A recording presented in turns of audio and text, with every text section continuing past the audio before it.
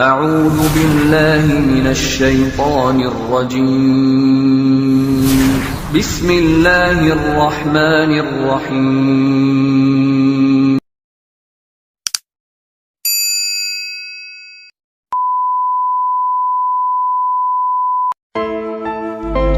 Assalamualaikum warahmatullahi wabarakatuh. Bismillahirrahmanirrahim. Alhamdulillahirabbil alamin. Wabihi nasta'inu ala umuri dunya waddin. Wassalatu wassalamu ala asyrafil anbiya'i wal mursalin Sayyidina Muhammadin wa ala alihi wa sahbihi ajma'in. Saudara-saudaraku yang dimuliakan Allah, dalam kesempatan ini kita akan mengupas tentang satu sosok yang sangat berjasa dalam pengembangan agama ini, terutama dalam bidang ilmu fikih, yaitu Imam Abu Hanifah. Nama Abu Hanifah ini bukan nama asli sebenarnya ya. Nama aslinya adalah Nu'man bin Sabit bin Fida bin Mah al-Farisi al-Kufi. Masyarakat kita juga banyak mengenalnya dengan sebutan Imam Hanafi. Nah, nama Abu Hanifah sendiri sebenarnya merupakan sebuah gelar yang bermakna suci atau lurus, karena kesungguhannya dalam beribadah kepada Allah sejak kecil, berakhlak mulia serta menjauhi perbuatan dosa dan kecil. Sejak kecil Abu Hanifah ini memang sudah dikenal dengan kecerdasannya. Dia menghafal Al-Quran dan ribuan hadis di usia anak-anak. Abu Hanifah lahir di Irak pada tahun 80 Hijrah atau bertepatan dengan 699 Masehi, di masa pemerintahan Bani Umayyah di bawah pimpinan Khalifah Abdul Malik bin Marwan. Ayah dan datuk Abu Hanifah pernah bertemu langsung dengan sahabat Nabi SAW yang juga menantu Nabi, yaitu Ali bin Abi Thalib radhiyallahu anhu di Irak. Di masa Abu Hanifah masih terdapat 4 orang sahabat yang hidup, yaitu Anas bin Malik yang berada di Basrah, kemudian Abdullah bin Abu Aufa di Kufah, Sahal bin Sa'ad As-Sa'idi di Madinah, dan Abu At-Tufail Amir bin Wasilah di Mekah radhiyallahu anhu. Dalam satu riwayat ada yang mengatakan Abu Hanifah pernah bertemu langsung dengan Anas bin Malik. Oleh karenanya, jika riwayat ini benar, maka Abu Hanifah digolongkan sebagai tabi'in atau generasi yang hidup setelah sahabat Nabi. Tetapi sebagian besar riwayat menyebutkan bahwa Abu Hanifah tidak bertemu langsung dengan sahabat Nabi saat itu, karena usianya masih terlalu kecil, sehingga jika tidak ketemu dengan sahabat Nabi dan Abu Hanifah berguru pada santrinya atau muridnya sahabat Nabi, maka Abu Hanifah statusnya sama dengan Imam Malik, Imam Syafi'i, Imam Ahmad, yaitu generasi tabi'in, orang yang ikut terhadap tabi'in. Ada satu prinsip yang luar biasa kuat dalam diri Abu Hanifah. Selain beliau dikenal dengan kealimannya yang merupakan seorang ahli fikih, beliau juga dikenal dengan kewaraan dan kezuhudannya. Bahkan Abu Hanifah berani menolak tawaran hakim dari 2 kekhalifahan Islam, yaitu khilafah Bani Umayyah dan di periode selanjutnya yaitu khilafah Bani Abbasiyah. Sebuah sikap yang hari ini barangkali sangat jarang terjadi. Jika hari ini masyarakat kita rata-rata mengejar jabatan, bahkan tak sedikit juga ulama yang mau mengejar jabatan, tapi Abu Hanifah malah menolak jabatan. Dan ironisnya, Abu Hanifah dipenjara karena berani menolak permintaan para penguasa saat itu. Kenapa beliau berani menolak jabatan ketika ia ditawarkan menjadi qadhi atau hakim oleh penguasa saat itu? Apa kata beliau? Demi Allah, aku tidak akan menduduki jabatan itu sekalipun aku dibunuh karenanya. Hukuman dunia dengan cambukan ini masih baik dan lebih ringan bagiku daripada cambukan di akhirat kelak. Pernyataan Abu Hanifah ini sangat keras. Maklum, ketika di penjara gara-gara menolak jabatan itu, Abu Hanifah dicambuk di dalam penjara. Nah, bagaimana kisah itu terjadi?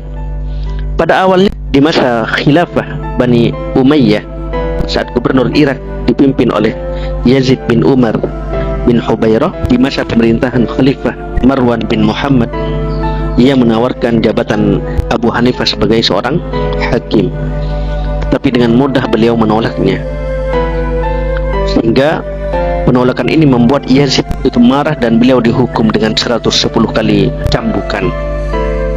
Setiap hari Abu Hanifah dicambuk sebanyak 10 kali, sehingga mereka merasa bosan dengan pendirian beliau, lalu dilepaskan atas tekanan orang-orang yang mencintai Abu Hanifah, orang-orang yang menyuarakan agar Abu Hanifah dibebaskan. Setelah dibebaskan, Abu Hanifah menyaksikan sendiri bagaimana peralihan khilafah dari Umayyah ke Abbasiyah. Namun sama, ketika di pemerintahan Umayyah, Imam Abu Hanifah menolak jabatan hakim, maka di zaman atau di era pemerintahan Abbasiyah di bawah pimpinan Khalifah Abu Ja'far al-Mansur, beliau juga menolak jabatan. Suatu ketika Khalifah Abu Ja'far al-Mansur berkata kepada menterinya, "Aku sedang membutuhkan seorang hakim yang bisa menegakkan keadilan di negeri ini. Dengan kualifikasi dia tidak takut kepada siapapun dalam menegakkan kebenaran. Siapa kira-kira menurutmu yang dapat atau yang pantas menduduki posisi ini?" Maka sang menteri menjawab, "Sejauh pengetahuan kami, ulama yang paling tepat menduduki jabatan hakim ini adalah Abu Hanifah An-Nu'man. Betapa bahagianya kita jika ia menerima tawaran sebagai hakim ini." Apa kata raja? Apa mungkin seseorang bisa menolak jika kita yang memintanya? Sejauh yang kami tahu, kata menteri, dia tidak pernah tunduk kepada permintaan siapapun. Tampaknya dia tidak suka menduduki posisi sebagai hakim. Maka utuslah seseorang utusan. Mudah-mudahan hatinya terbuka dan menerima tawaran ini. Oleh karenanya, Khalifah Abu Ja'far al-Mansur kemudian mengutus seseorang untuk merayu menawarkan tawaran ini. Kemudian Khalifah al-Mansur mengutus utusan untuk menemui Abu Hanifah, dan Abu Hanifah mengatakan ia masih harus sholat istikharah dulu, meminta petunjuk kepada Allah. Oleh karenanya sang utusan pulang dengan tangan kosong. Berapa hari kemudian, ketika Abu Hanifah tak kunjung menemui Khalifah al-Mansur, maka Khalifah pun marah dan ia bersumpah akan memaksa agar Abu Hanifah mau menerima tawarannya sebagai qadhi atau sebagai hakim. Apa yang terjadi? Lagi-lagi Abu Hanifah menolak. Akibatnya ia pun akhirnya dipenjara untuk kedua kalinya.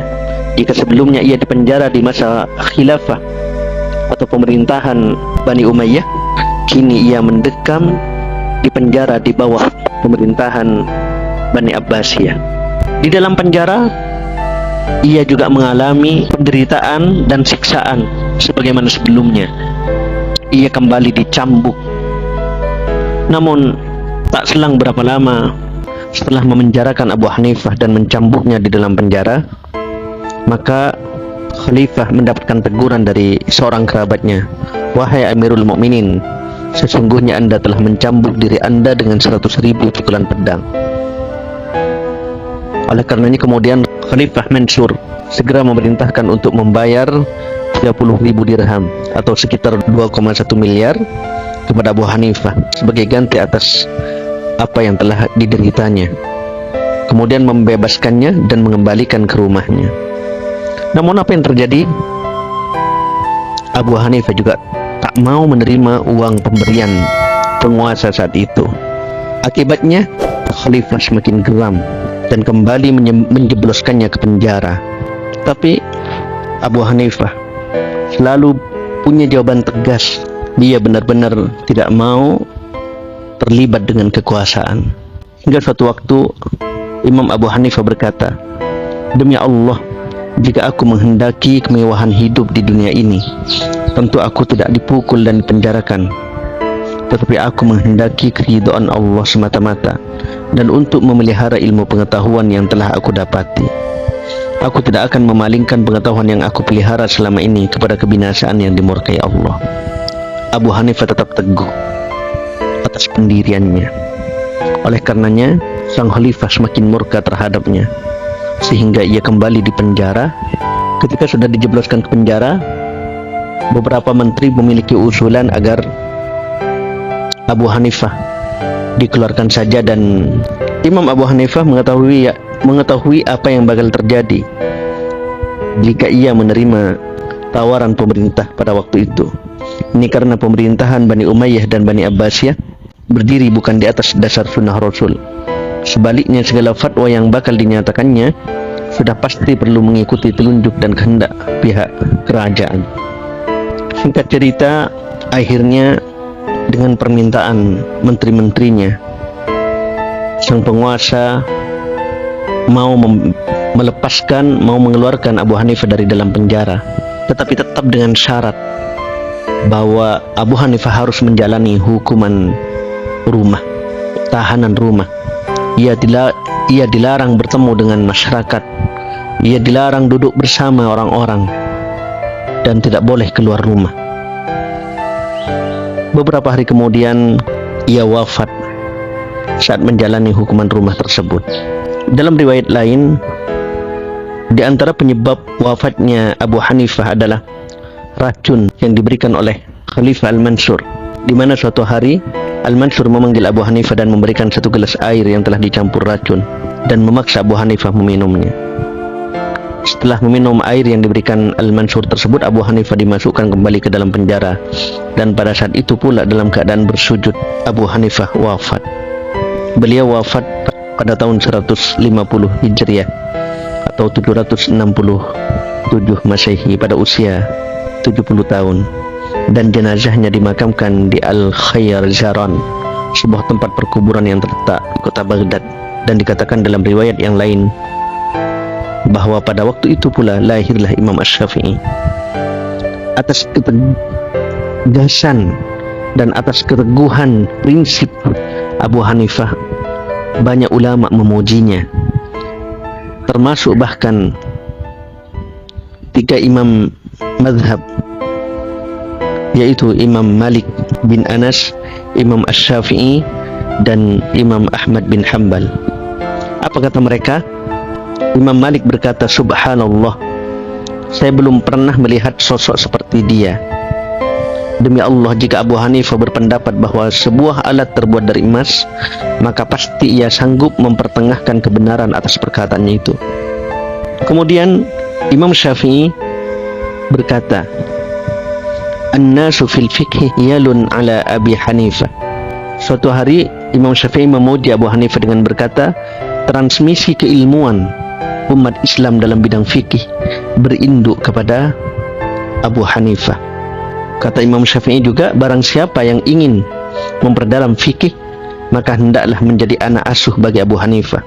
Abu Hanifah merupakan orang yang diberi taufik oleh Allah dalam bidang fikih, dan barang siapa belum membaca buku-buku Abu Hanifah, maka ia belum memperdalam ilmu, juga belum belajar fikih.